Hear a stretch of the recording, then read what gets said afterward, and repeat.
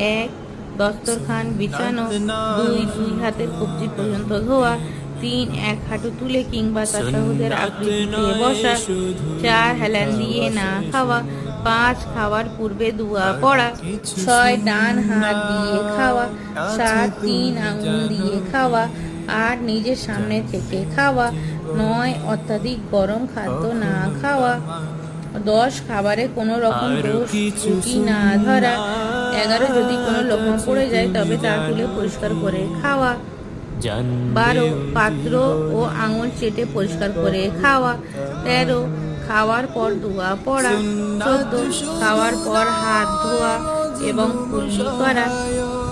আসসালামু আলাইকুম ওয়া রাহমাতুল্লাহি ওয়া বারাকাতুহু। এগুলো হচ্ছে খাওয়ার সুন্নাত।